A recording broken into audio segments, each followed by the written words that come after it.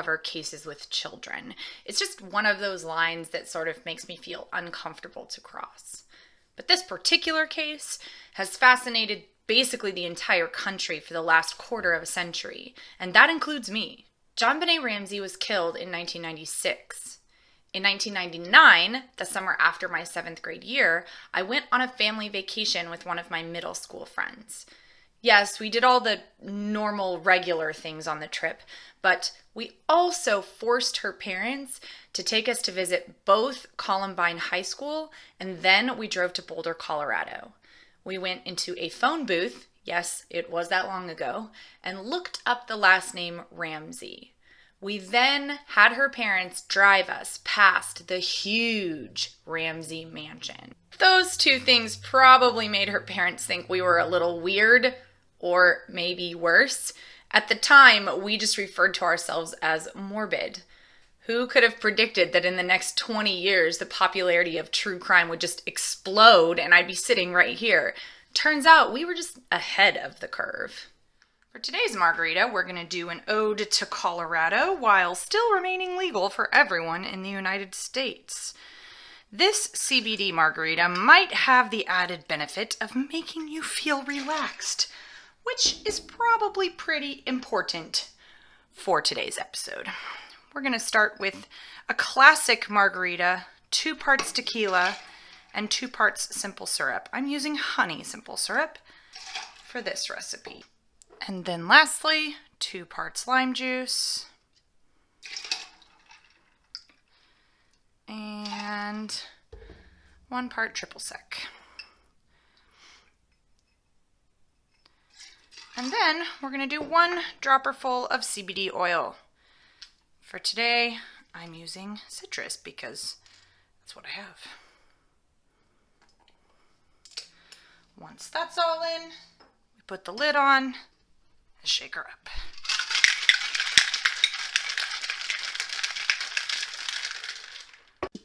Take the lid off.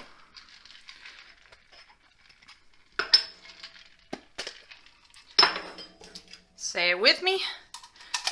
Bougie people strain.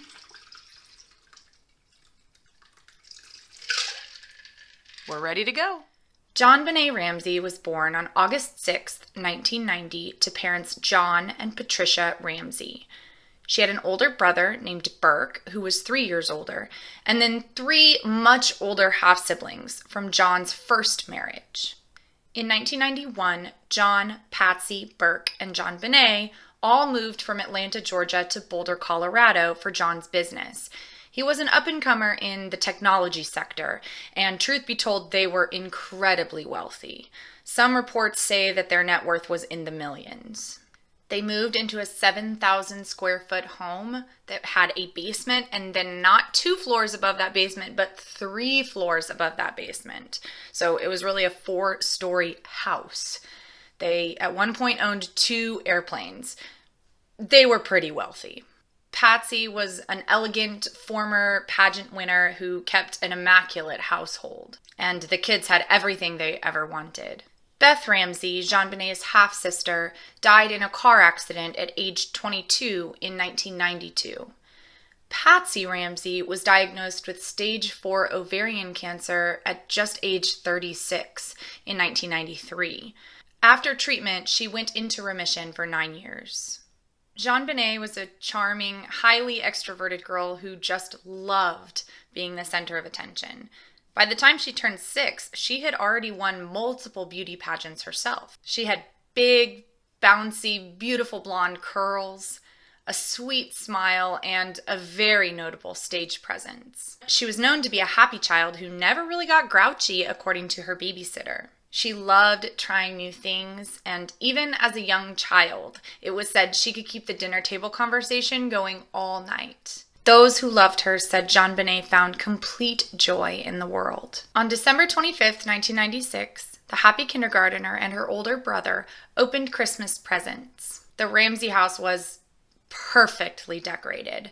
They had a Christmas tree in every single room of that giant mansion, and each one of them had its own theme. Christmas was probably pretty magical in the Ramsey house. JonBenet got a bicycle for Christmas, and reports say that she started riding it almost immediately, maybe even in the alley behind the house. They went to a Christmas party at a friend's house, and upon returning home, sometime between 9 o'clock and 10 o'clock, JonBenet was already asleep, so they carried her upstairs and put her to bed on the second floor of the house. 9-year-old Burke also went to bed. His bedroom was on the other side of the second floor. Patsy and John then went to bed. Their bedroom was on the third floor of the house. It was actually the entire third floor of the house.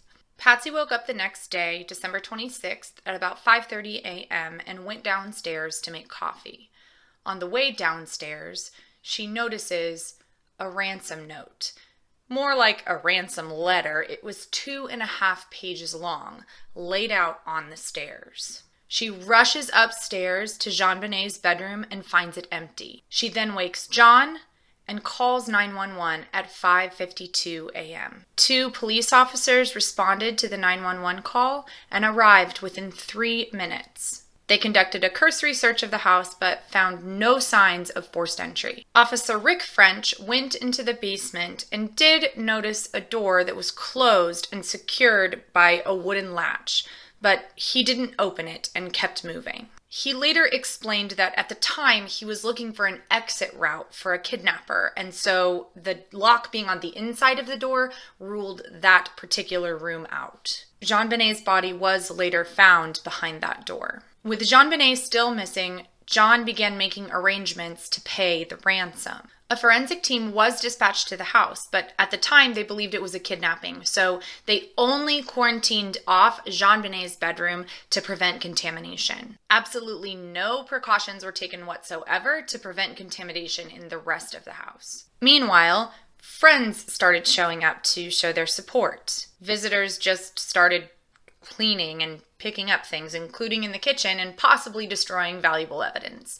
Meanwhile, they were also traipsing throughout the house, contaminating every possible surface. Detective Linda Arndt showed up around 8 a.m. to help facilitate any sort of arrangements made by the kidnappers for the ransom, but no one ever called to arrange it. At 1 p.m., Detective Arndt asked John and a family friend to sort of search the house to see if anything looked amiss or anything looked different. I think it's important to note that Detective Arndt asked them to start from the top of the house and work their way to the bottom, but they sort of immediately headed straight for the basement. John opened the door with the wooden latch that Detective French had overlooked and opened it, finding his daughter's body. JonBenet's mouth was covered in duct tape. She had nylon cord wrapped around her wrist and her neck, and the top half of her body was covered with a white blanket. John peeled the tape off of her mouth, picked her up, left the blanket in the basement, and brought her all the way upstairs, thereby ensuring a contaminated crime scene. The body was actually moved again after that point, and another blanket was placed on top of it. Contamination was everywhere. At 10:45 p.m., the Boulder County Coroner's Office removed JonBenet's body from the house. This case ignited a media frenzy. It's important to remember that this was really the height of the paparazzi era. It was only a few months later that Princess Diana herself would be killed due to the paparazzi. Leaks were frequent in this case. On January 13th, 1997, The Globe, a supermarket tabloid, released stolen crime scene photos. Videos of JonBenet Ramsey and her pageants became viral before viral videos were really even a thing. The initial autopsy revealed that JonBenet had been killed by strangulation and a skull fracture. The official cause of death was asphyxia by strangulation associated with craniocerebral trauma. There was no evidence of conventional rape, although sexual assault could not be ruled out. A garrote that was made with a piece of nylon cord and the broken handle of a paintbrush was tied around JonBenet's neck and evidently was one of the tools used to kill her. Part of the bristle end of that paintbrush was found in a tub of Patsy's art supplies. The investigation into the crime began obviously immediately and continues to this day. There was an indictment in 1999 by a Boulder grand jury to John and Patsy Ramsey. The charge was 2 counts each of child abuse leading to death in connection with first-degree murder. The charges didn't directly accuse the Ramseys of murdering their child, but instead alleged that the parents put JonBenet in a dangerous situation that led to her death. And the charges accused them of helping whoever committed the murder. The DA refused to prosecute the case, and the Ramseys were officially cleared in 2008. There have been quite a few suspects in this murder over the past 25 years. We're going to talk about a few of the most likely suspects, and we're going to start with Santa Claus. 2 days before JonBenet died, Bill McReynolds had played Santa Claus at the Ramsey home. After her death, investigators questioned both Bill McReynolds and his wife Janet, who had played Mrs. Claus. He had allegedly given JonBenet a card that said she would receive a, quote, special gift after Christmas, end quote. The McReynolds daughter had been abducted 22 years before JonBenet's death, to the exact same day. And Janet McReynolds had written a play about a child who was molested in their basement and then killed. The couple was eventually cleared through DNA evidence. Linda Hoffman Pugh, the couple's 57-year-old housekeeper, was also a suspect in the murder. Her husband, Melvin Pugh, was the couple's handyman. The ransom note had asked for a very specific amount of money, an amount of money that was almost identical to John Ramsey's Christmas bonus. It's possible that as the housekeeper, Linda knew the amount of that Christmas bonus.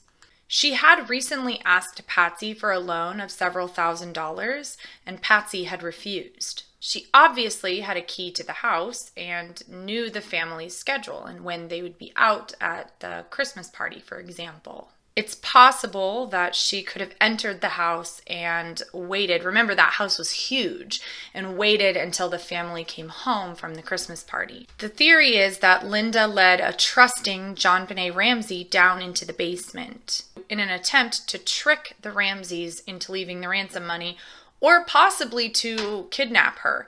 There was a suitcase found near an open window in the basement. That suitcase would not fit through the window. In this theory, Linda may have murdered JonBenet to prevent being caught because JonBenet obviously knew Linda. As the DNA found on JonBenet's body was that of a male, Linda was cleared of the crime. Linda eventually sued the Ramseys for libel for some things they had written in a book that they wrote about JonBenet's death, but the case was dismissed. In the case of an intruder, there have been also several other suspects named, and also some people who have falsely confessed, but no one has been caught or charged due to the DNA evidence found on JonBenet's body. 9-year-old Burke has also become a popular suspect in the last few years, despite the fact that, at least according to investigators, he was never an official suspect, and he was officially exonerated in 2008 with his parents. The theory suggests that Burke struggled with mental health issues and anger issues his entire life.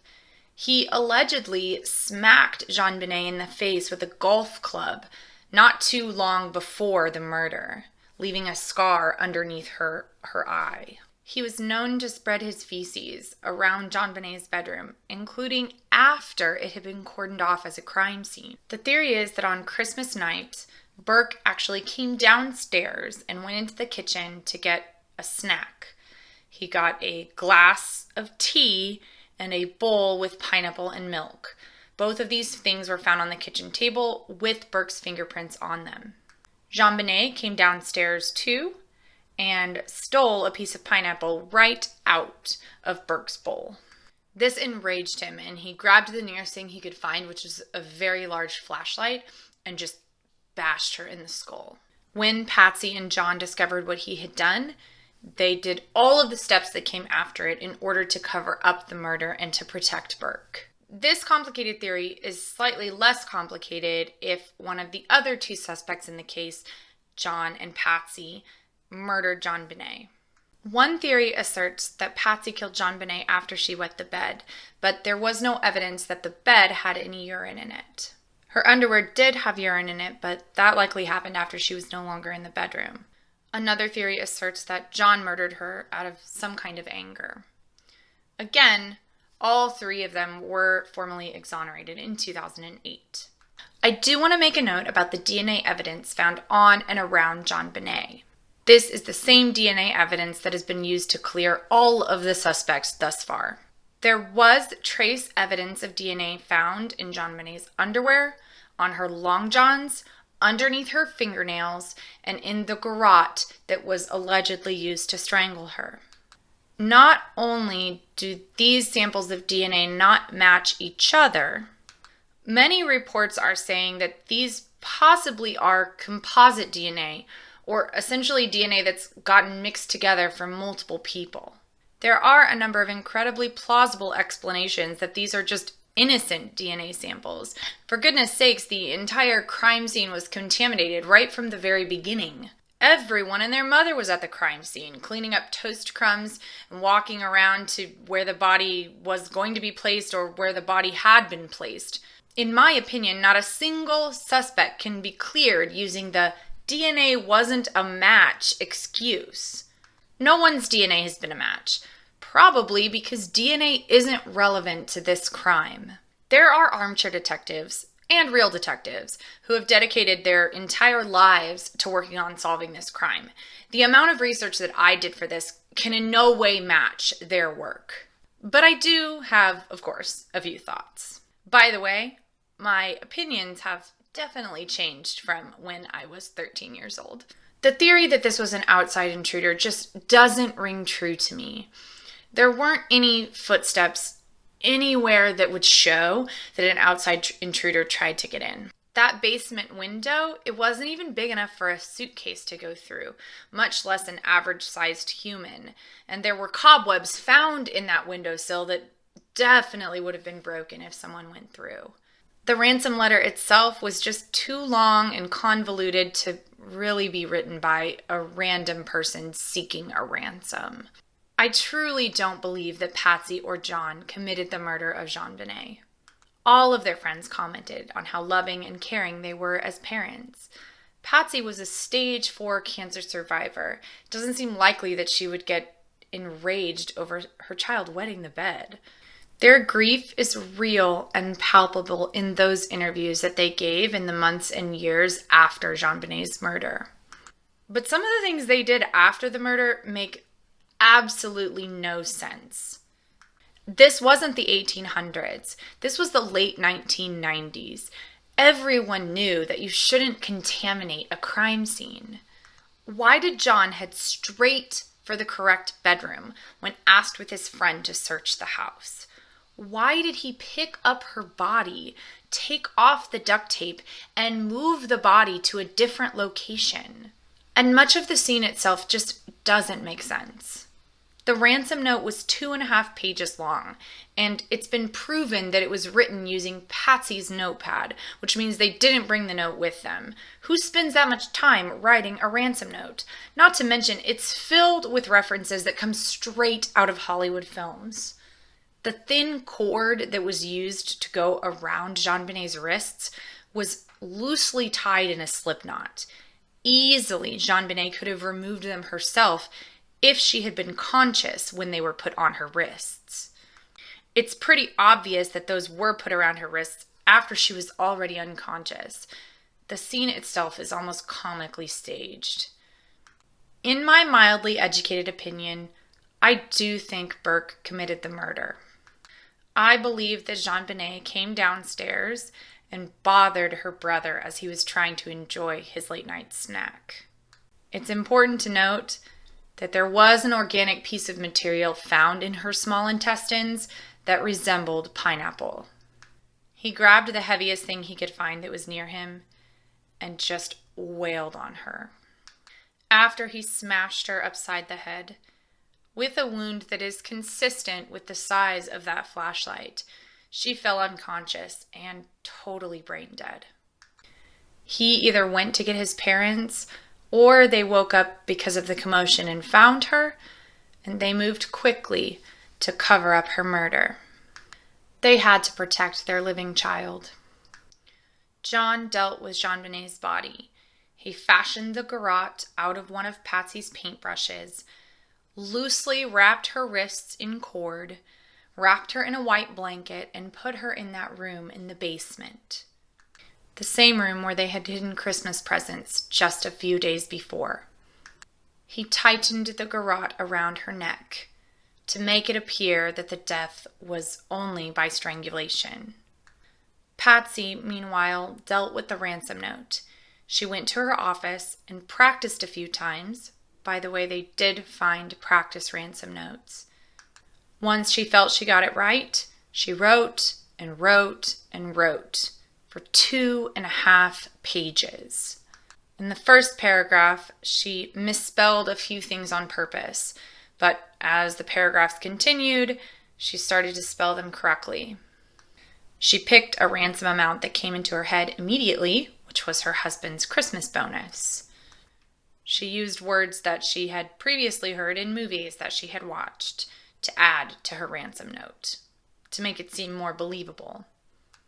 They came back to the kitchen with Burke and called 911. Afterwards, she started calling as many friends as possible to come over to contaminate the crime scene. Police arrived a few minutes later to find Patsy in the exact same clothes she had worn the night before because she'd never been to bed. I do think it was an accident, a tragic accident that destroyed a family and captivated a nation.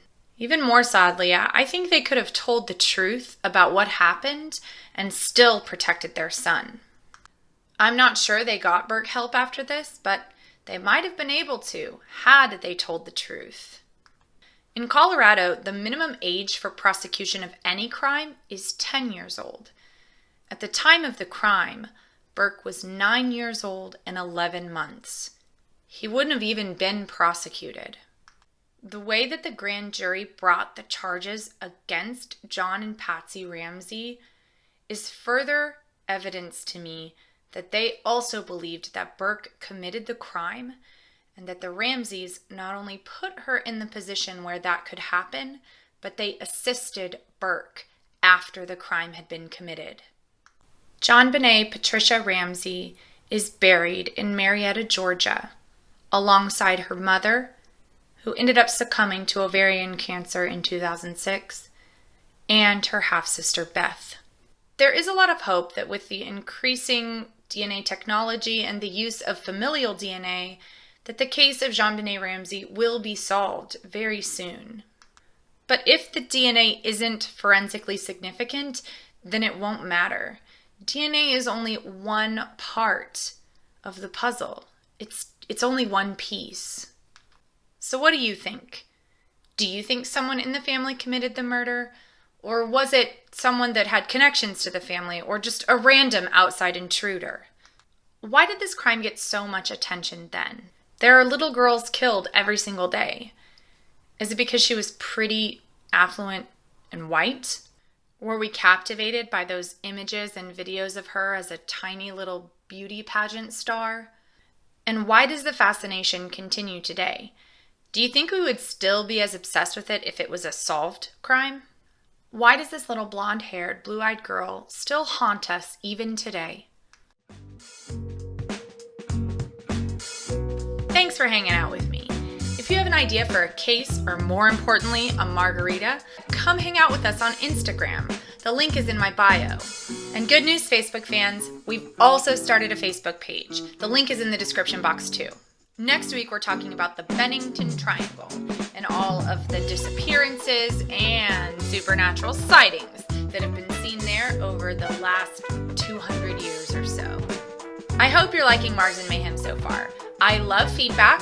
I check all DMs on social media, and I also read my comments. Feel free to leave some. I'll see you next week, and remember, there are always alternatives to murder.